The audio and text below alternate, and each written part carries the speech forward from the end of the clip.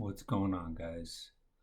So, my dad gave me this laptop, and I'm making a test video to see if it works. But so far, the camera looks like it's better than the other laptop, so that's a good sign.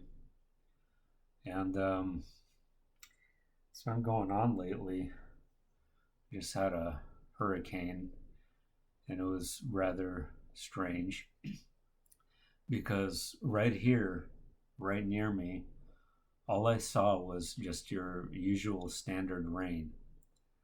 And then I made the very intelligent decision of, you know what, it's just rain. So I'm just going to go out and, do my side job for a little bit, deliver food or do passengers. And I'm like, what could go wrong? And I go out and I drive out a little bit, and it's like a waterfall of water. And everywhere I go, there is crazy wind. There is floods. The streets are flooded. It's chaotic.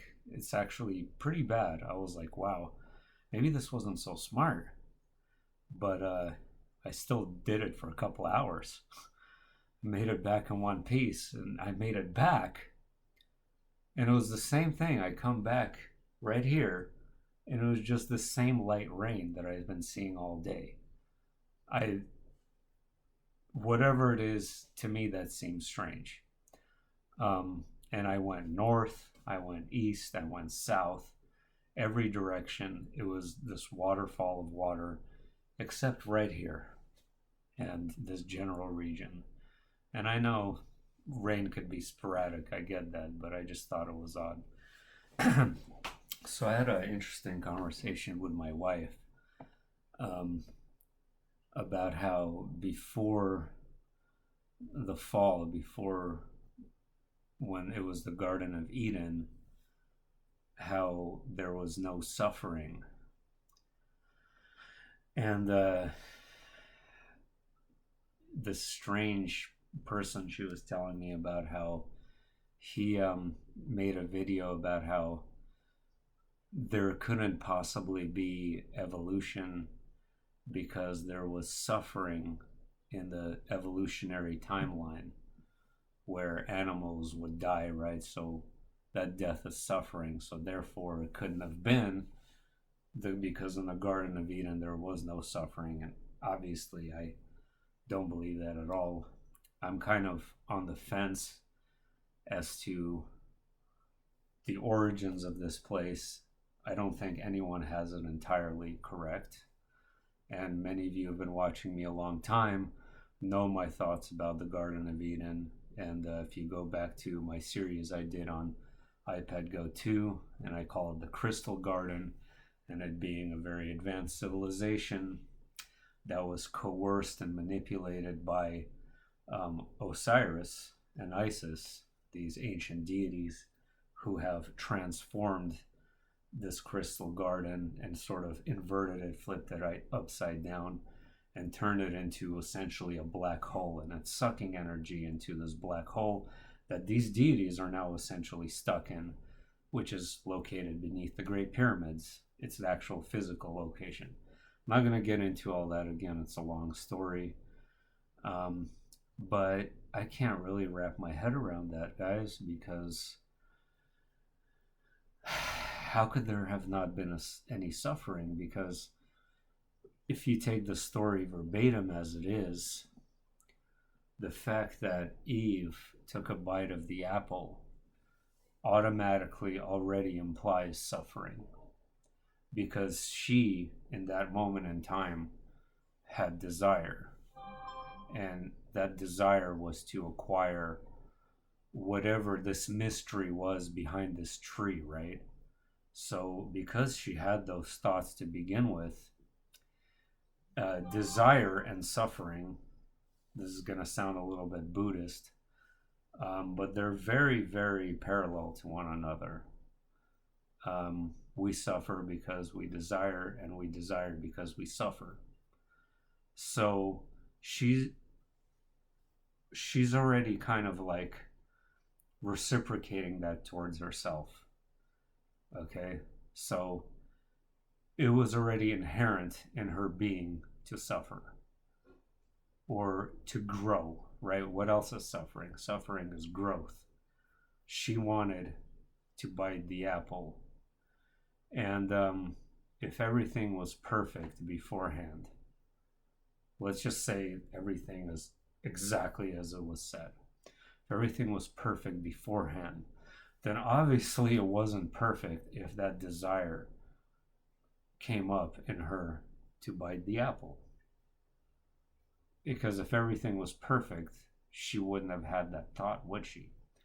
There wouldn't even exist such an idea to rebel, or the concept of rebellion in and of itself wouldn't even exist. So these are all kind of interesting philosophical questions now, right? So, and ultimately my belief is that the answer is no.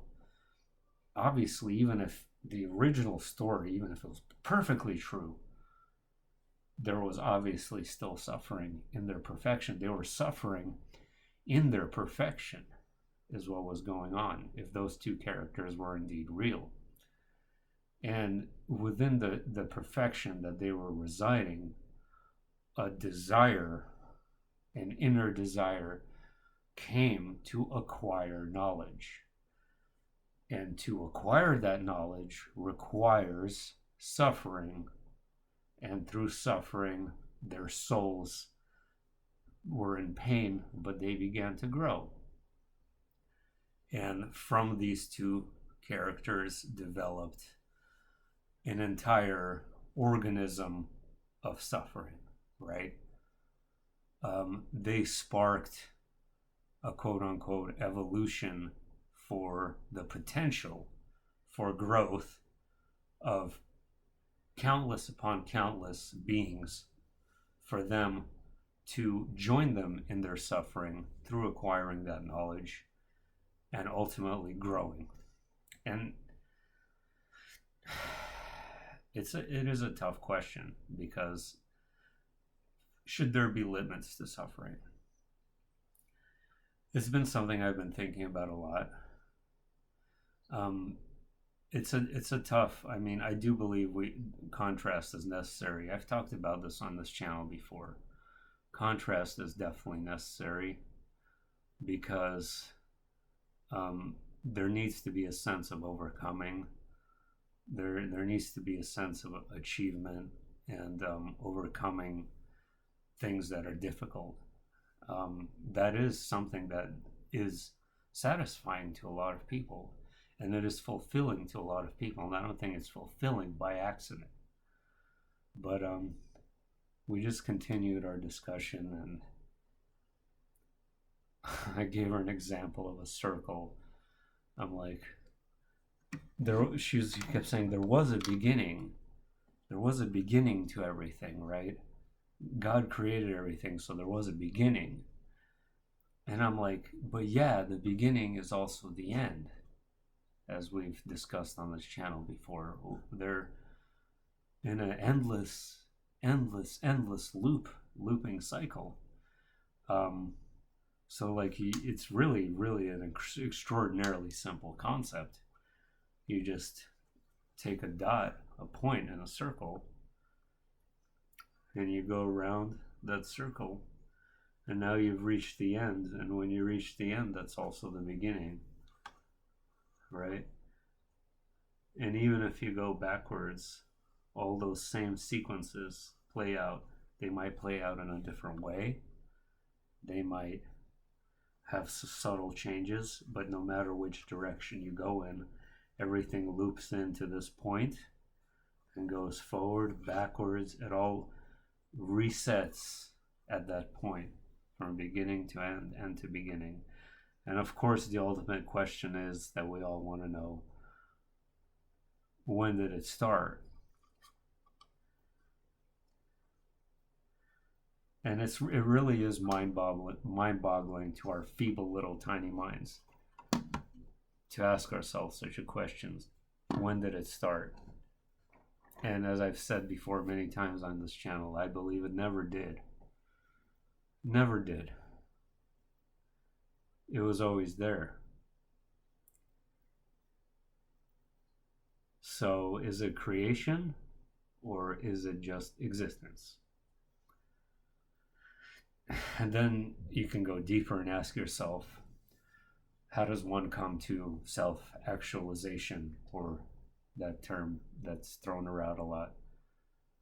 Because when you come to that point of self-actualization, when you've reached that nirvana or whatever, where that desire is going to come back to keep going, right? You're going to want to re-actualize yourself and recreate yourself and reconstruct yourself.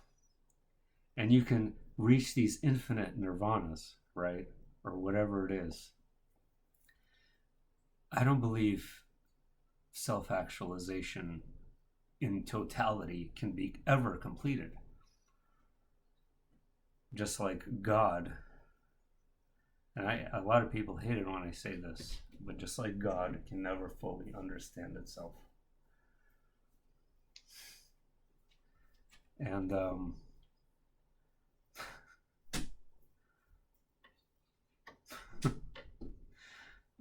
but yeah, how can there be a completion to any story?